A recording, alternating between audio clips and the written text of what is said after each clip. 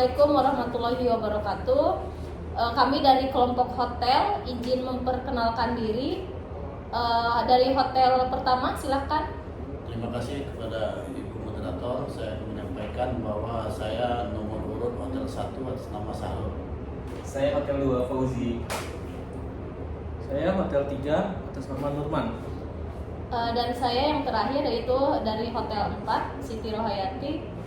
Baik kawan-kawan semua, kita dari kelompok hotel akan mendiskusikan terkait materi tindak pidana lingkungan. Nah, kemudian tindak pidana lingkungan ini merupakan bagian dari tindak pidana khusus. Oke, baik kawan-kawan semua, untuk pembahasan yang pertama kita akan membahas terkait pengertian lingkungan hidup yang akan disampaikan oleh Hotel 01 kepada Pak Syahrul. Silakan. Terima kasih kepada Bu Moderator telah memberikan waktu dan kesempatan untuk saya membacakan pengertian dalam pengertian lingkungan hidup. Pasal 1 angka 1 Undang-Undang Nomor 3 2009, pengertian lingkungan hidup dijelaskan bahwa lingkungan hidup adalah satu kesatuan ruang dengan semua benda, daya, keadaan dan makhluk hidup termasuk alam dan perilakunya yang mempengaruhi alam itu sendiri, kelangsungan kehidupan dan kesejahteraan manusia serta makhluk hidup lain. 2. Asas lingkungan, pengelolaan lingkungan. A. Tanggung jawab negara. B. Kelestarian dan kelanjutan. C. Keserasian dan keseimbangan. D. Keterpaduan. E. Manfaat. F. Kehati-hatian. G. Keadilan.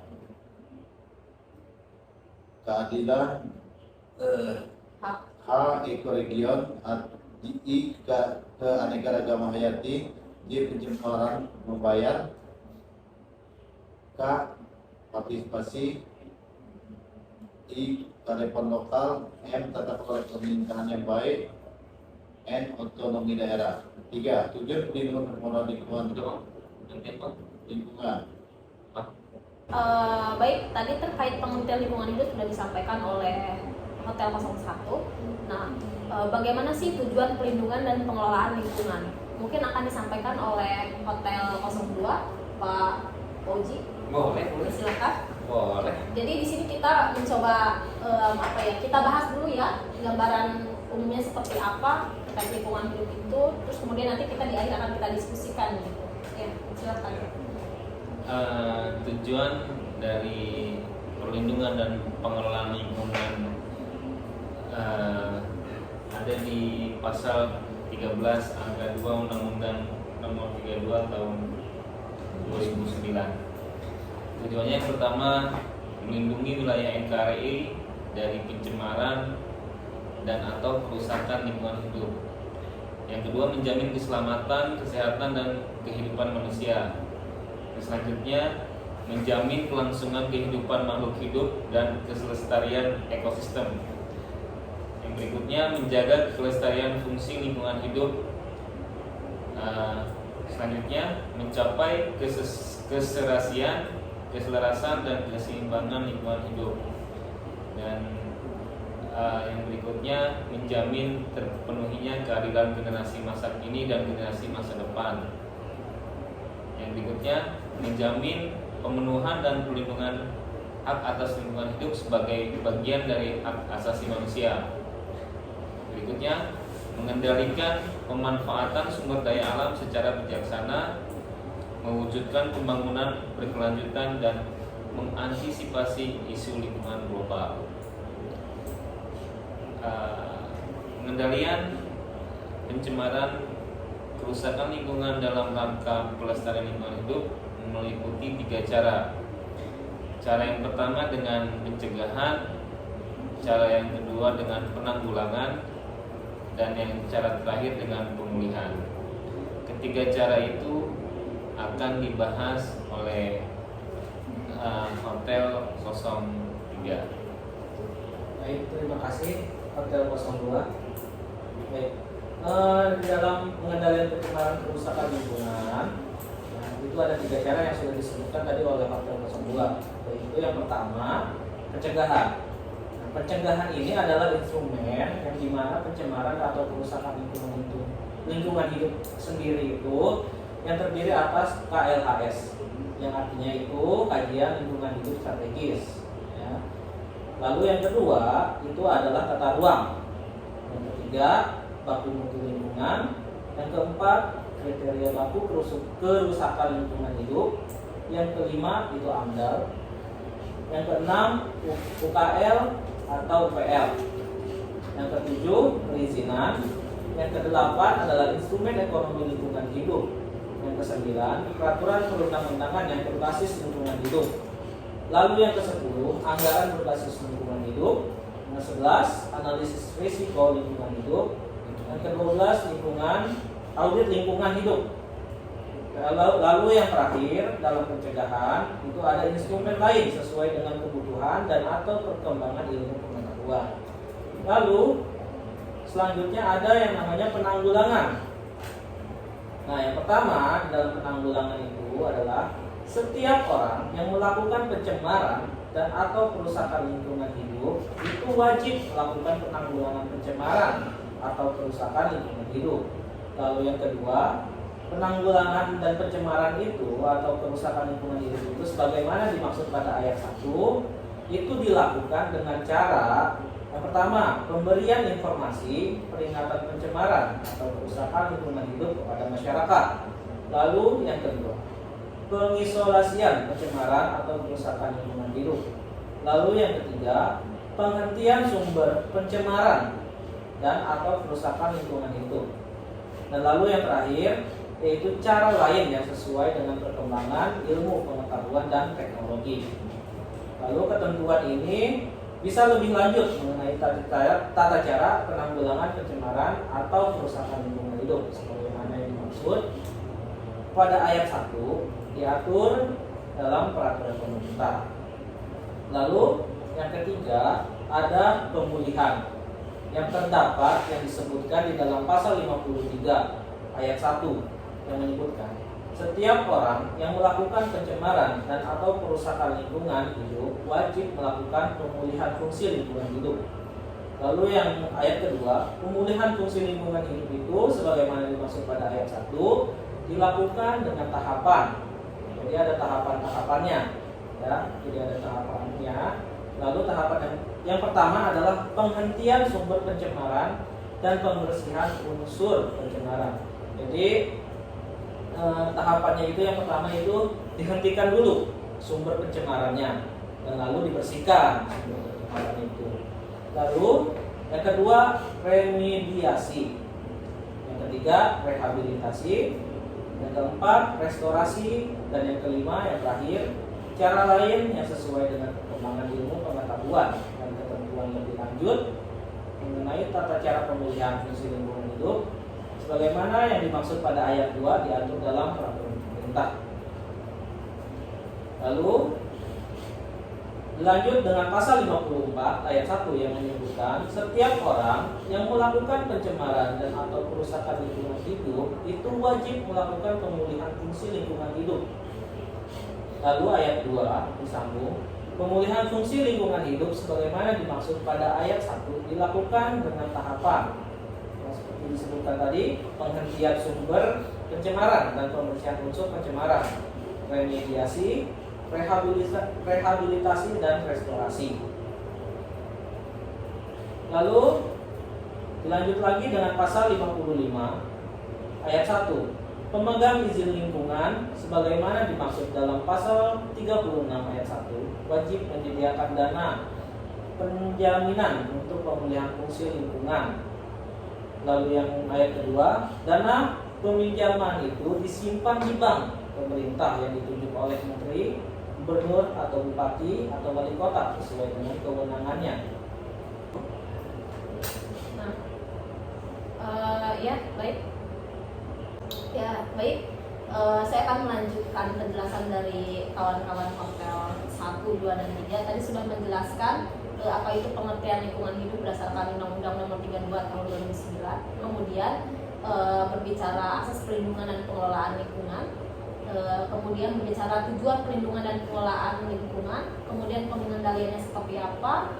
Dan saya akan melanjutkan terkait pengelolaan bahan limbah berbahaya dan beracun. Saya rasa ini sangat penting untuk kita bahas dan kita diskusikan bersama. Yang pertama, setiap orang yang menghasilkan limbah B3 wajib melakukan pengelolaan limbah B3 yang dihasilkannya. Kemudian yang kedua, dalam hal B3 sebagaimana dimaksud dalam pasal 58 ayat 1 telah kadaluarsa pengelolaannya mengikuti ketentuan pengelolaan limbah B3. Kemudian yang ketiga, dalam hal setiap orang tidak mampu melakukan sendiri pengelolaan limbah B3, pengelolaannya diserahkan kepada pihak lain. Yang keempat, pengelolaan limbah B3 wajib mendapat izin dari menteri, gubernur, atau bupati maupun wali kota sesuai dengan kewenangannya. Yang kelima, menteri, gubernur, atau bupati maupun wali kota wajib mencantumkan persyaratan lingkungan hidup yang harus dipenuhi dan kewajiban yang harus dipatuhi pengelola limbah B3 dalam izin. Yang selanjutnya, keputusan pemberian izin wajib diumumkan. Dan yang terakhir yaitu ketentuan lebih lanjut mengenai pengelolaan limbah B3 diatur dalam peraturan pemerintah. Nah, itu terkait aturan pengelolaan bahan limbah berbahaya dan beracun. Kemudian mungkin kita akan melanjutkan pembahasan terkait dumping. Dumping itu masuk ke dalam Undang-Undang Nomor 32 Tahun 2009. Nah, silakan kepada Hotel 08 yang akan melanjutkan terkait pengertian dumpingnya itu dulu seperti apa. Kemudian proses dumpingnya juga seperti apa. Mungkin kepada Hotel 01. Terima kasih. Saya akan menjelaskan pengertian dumping menurut Undang-Undang 32 tahun 2009, yaitu pengertian dumping setiap orang dilarang melakukan dumping limbah dan atau bahan ke media lingkungan hidup tanpa izin. Satu, dumping hanya dapat dilakukan dengan izin menteri atau gubernur atau bupati wali kota sesuai dengan kewenangannya. Dua, dumping sebagaimana dimaksud pada ayat 1 hanya dapat dilakukan di lokasi yang telah ditentukan. Tiga, ketentuan lebih lanjut mengenai tata syarat dumping limbah atau bahan diatur dalam peraturan pemerintah. Di samping itu di dalam Undang-Undang 32 tahun 2009 tentang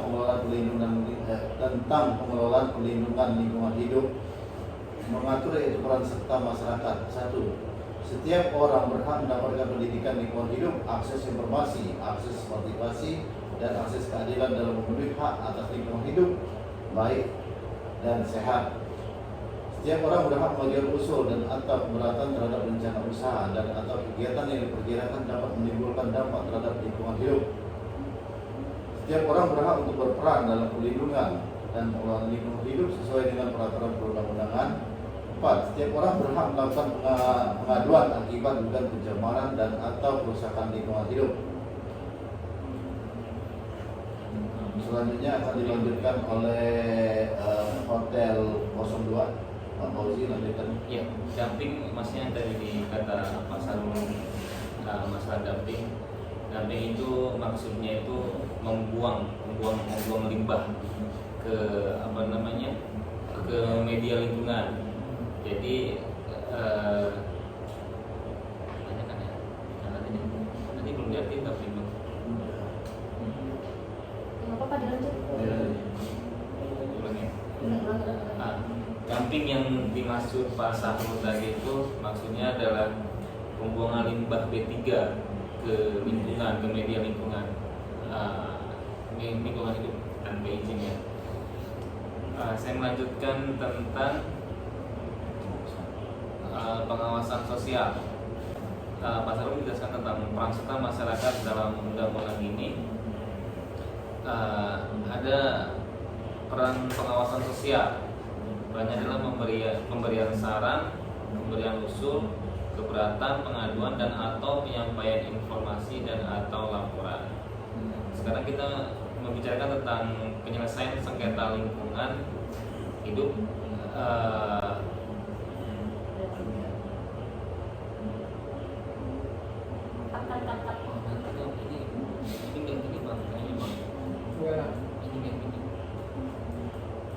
Penyelesaian sengketanya cuma ada dua, di dalam pengadilan sama di luar pengadilan. Kalau ini sanksi beda lagi. Kalau sanksi beda lagi. Iya, kalau penyelesaian sengketanya ada dibagi dua. Di luar pengadilan dan di dalamnya itu aja. Kalau yang itu sanksi pidananya itu dibagi dua. Hasil dari ini. Enggak. Jadi mana tadi yang sudah pasal itu? Di 3 judulnya tadi yang disebutkan Udah tadi nggak apa-apa, lanjut aja. Kita mau cuma Nggak habis itu. 15 menit doang. Itunya nggak habis. Apa namanya? Jadi Memorinya. Enggak. kita bahas masalah penyelesaian tadi kan, kalau secara administrasi bahwa itu kan ada dalam arti dia dalam administrasi denda, dalam arti dia masalah pencabutan izin, nah itu di administrasi. Enggak, maksudnya judulnya Kalau apa? penegakan hukum ada dia dalam arti penegakan hukum pidana, dalam arti penegakan hukum pidana dia bisa penjara, denda, tambahan. Nah ada lagi yang di luar daripada penyelesaian di luar hukum, yaitu Minta slide tadi, minta slide dong. udah. Nah itu Penyelesaian sengketa lingkungan hidup bisa dilakukan di dua lingkungan. Penyelesaian sengketa lingkungan hidup. Ulangi. Penyelesaian sengketa lingkungan hidup bisa dilakukan di luar pengadilan atau melalui pengadilan, dan sanksinya dibagi menjadi dua. Pertama, sanksi administratif, dan kedua sanksi pidana. Untuk sanksi administratif, ketika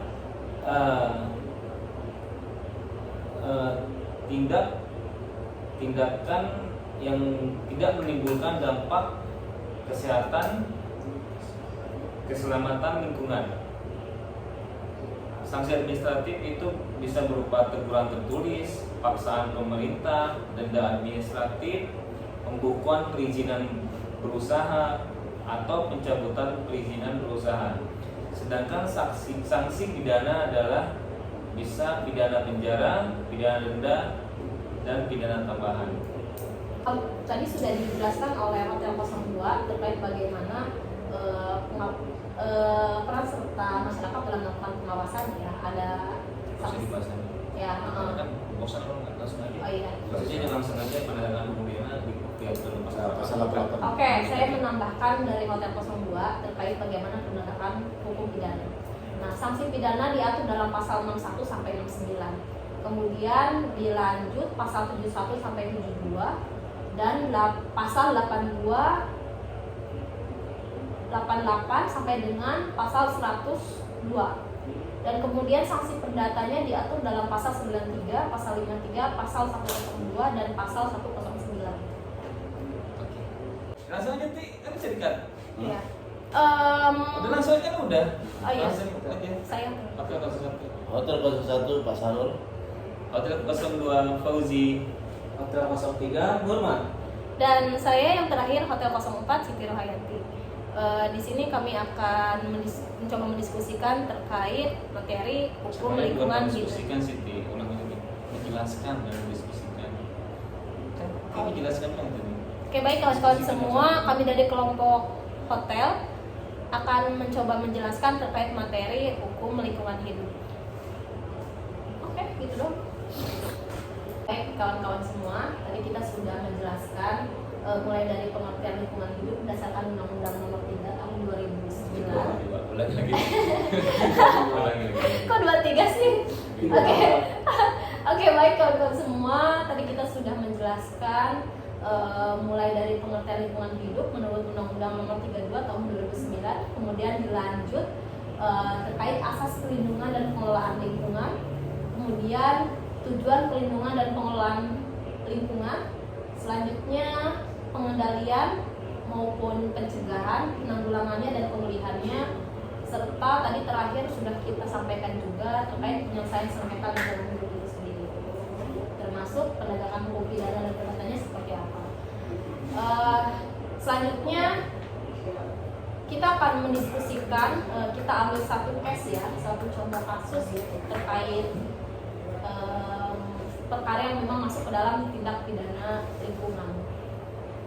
Mungkin kita akan mengambil satu kasusnya. Kasus apa? Ayo 02 Pak Fauzi, gimana itu ada permasalahan? Saya Mungkin apa ya, kasusnya yang memang sudah ada laporannya di atau penyelesaian sengketanya seperti apa prosesnya gitu. Baik kawan-kawan semua, ya alangkah lebih menariknya ya, mungkin kita bahas terkait perkara yang masuk ke dalam tindak pidana lingkungan hidup. Mungkin di sini kita bisa ambil satu case, satu contoh kasus yang mana memang kasusnya ini terjadi di Desa Bola, Kecamatan Lebak Wangi, Kabupaten Serang. Nah, selain kasusnya ini sudah ada putusan Pengadilan Negeri Serang. Nah, terkait bagaimana sih penegakan hukum terhadap hubungan 5B3 tanpa izin di Kampung Karangjepak, Desa Bolang, Kecamatan Lebak Wangi, Kabupaten Serang. Nah, mungkin kita akan mendiskusikan bagaimana sih identifikasi masalahnya, kemudian ini ada kasus nih pembuangan limbah kertas. Jadi ada kasus nih teman-teman, pembuangan kemarin sih saya dengar saja di teman-teman ini. Jadi ada warga yang buang air bekas apa ya namanya, limbah selak kayak bubur kertas tuh ya, dibuang di lingkungannya. Nah, itu bisa dipidana. Emangnya limbah kertas bahayanya buat apa? Bahayanya apa gitu ke lingkungan sama ke masyarakat? Ya nggak sih? Ya. Begini, sehubungan dengan adanya permasalahan yang diungkapkan oleh Pak Fauzi, ya namanya B3 itu bahan beracun, itu apapun secara hukum, kalau namanya orang meletakkan bahan B3 tanpa izin atau tanpa adanya Damping dalam naskah di Undang-Undang 3 2009 itu dapat dipidana karena itu akan berpengaruh, karena masyarakat lingkungan di sekitar itu merasa resah akibat adanya penempatan itu bubur kertas dalam arti slak. Nah, sehingga untuk lebih lanjutnya ditindaklanjuti secara pidana, karena keresahan masyarakat itu harus dijawab dengan adanya tindakan hukum. Gimana Pak Nurman? Berarti masalah izin doang ya? Iya. Berarti masalah izin doang, belum tentu dia berbahaya juga dong. Yang jelas kalau misalkan kalau misalkan di kategorinya itu limbah B3 ya sudah pasti berbahaya buat lingkungannya. Iya, Masa maksudnya akan menimbulkan dampak ya.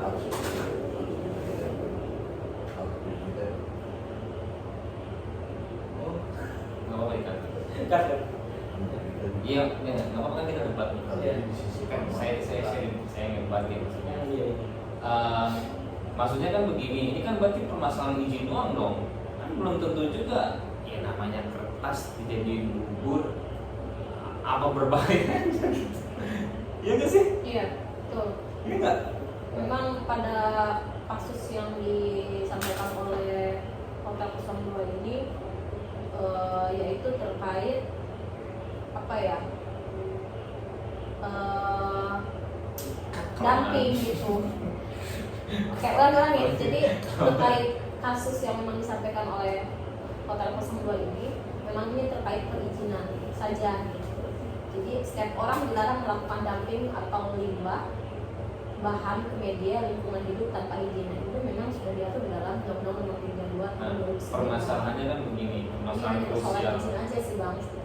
Permasalahan krusial di masyarakat kan begini, namanya rakyat kecil, izinnya kan rumit, ya toh?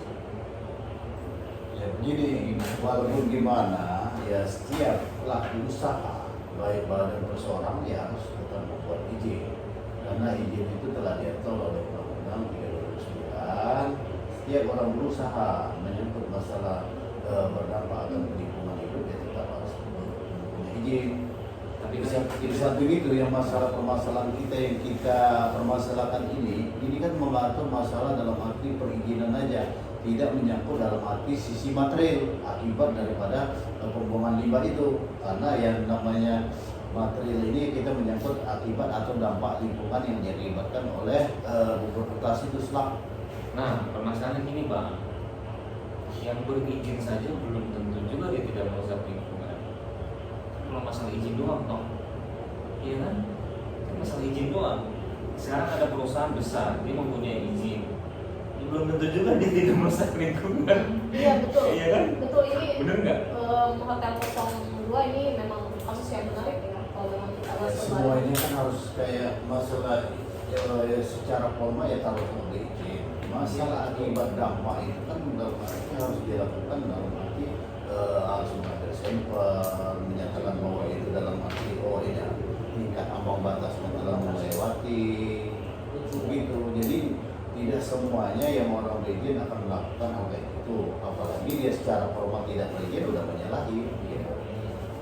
Ya itu dia. apa mungkin Enggak, pihak jadi berwenang memberikan gini. izin itu Bukan. sudah Jadi dilakukan kayak- proses ini gitu apa sih penelitiannya gitu pembuangan limbahnya itu kalau memang tidak berdampak kepada masyarakat ya maka diberikan izin tersebut atau gimana? Ya dampak pasti ada lah, sekecil apapun pasti ada dampak. Maksudnya itu kan seolah-olah kalau untuk perusahaan besar tuh dikasih izin, yang kecil-kecil enggak, padahal dampaknya ya belum tentu gede juga, begitu bang. Ya nggak sih bang? Saya menanggapi masalah perizinan itu ada di kewenangan daerah yang mengeluarkan dinas terkait. Kalau nanti bisa pemerintah daerah, bisa dinas lingkungan hidup, bisa dalam arti badan pengelola dengan kementerian. Jadi sesuai dengan hierarki. Apabila perizinan itu di tingkat kabupaten bisa dikeluarkan oleh dalam arti bupati, wali kota.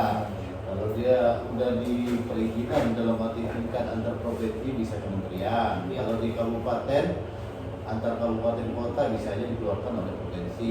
Jadi itu untuk hierarki dalam masalah perizinan. Gitu ya.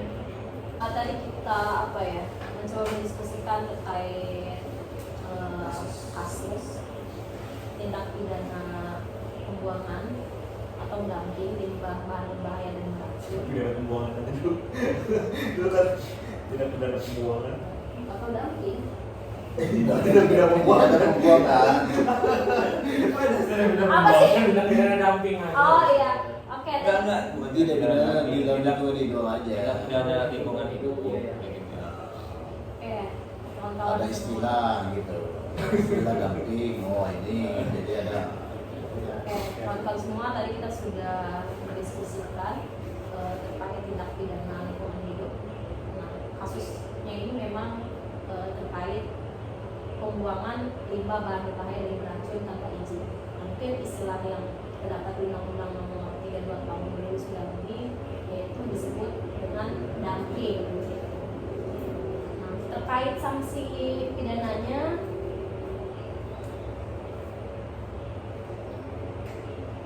terkait dengan tindak pidana dumping limbah B3 tanpa izin diatur dalam pasal 102, 103, 104 dan pasal 116 Undang-Undang RI Nomor 32 Tahun 2009 tentang perlindungan dan pengelolaan lingkungan hidup. Kemudian pasal 102 Undang-Undang RI Nomor 32 Tahun 2009 tentang perlindungan dan pengelolaan lingkungan hidup menyatakan bahwa setiap orang yang melakukan pengelolaan limbah B3 tanpa izin sebagaimana dimaksud dalam pasal 59 ayat 4 dipidana dengan pidana penjara paling singkat 1 tahun dan paling lama 3 tahun dan denda paling sedikit 1 miliar rupiah dan paling banyak 3 miliar rupiah. Bahwa sanksi pidana yang diterapkan terhadap pelaku tindak pidana dumping limbah B3 tanpa izin diatur dalam pasal 104 Undang-Undang RI Nomor 32 Tahun 2009 tentang perlindungan dan pengelolaan lingkungan hidup. Adapun sanksi pidananya adalah pidana penjara paling lama 3 tahun dan denda paling banyak 3 miliar. Nah, dalam hal ini tindak pidana dilakukan oleh untuk atau atas nama badan usaha maka berdasarkan ketentuan pasal 116 Undang-Undang PMK tuntutan pidana dan sanksi pidana dijatuhkan kepada badan usaha dan atau orang yang memberi perintah untuk melakukan tindak pidana tersebut atau orang yang bertindak sebagai pemimpin kegiatan dalam tindak pidana tersebut. Ada sedikit lagi tambahan bahwa sanksi yang digunakan dalam pertimbangan hukum tersebut penjatuhan pidana pokok dalam perkara tindak pidana lingkungan hidup dalam pasal 104 adalah pertanggungjawaban pidana pokok secara kumulatif antara pidana perampasan kemerdekaan dan pidana denda. Oleh karena itu penjatuhan pidana dalam perkara ini akan dijatuhkan pula secara kumulatif antara pidana penjara dan nih mungkin nanti bisa ditambahin sama ini terkait saran-saran yang mungkin saya ingin memberikan pandangan gitu aja atau saran-saran bahwa memang putusan hakim ini hendaknya dalam menjatuhkan sanksi pidana terhadap pelaku kerusakan lingkungan hidup lebih menekankan pada sanksi pidana denda untuk memperbaiki kerusakan lingkungan, mengingat kerusakan lingkungan berpengaruh terhadap kehidupan masyarakat. Jadi lebih ditekankan pada materialnya. Iya. Ya, kemudian hakim harus benar-benar cermat dalam menjatuhkan pidana. Materi. Apa? Oh iya, ya materi gitu. Dan kemudian Mungkin maksudnya kan hakim harus benar-benar cermat dalam menjatuhkan pidana agar tidak menimbulkan keresahan dalam masyarakat. Mungkin itu apa ya, beberapa tangkapan sih, lebih ke pandangan kita gitu terkait putusan dari hakim ini. Mungkin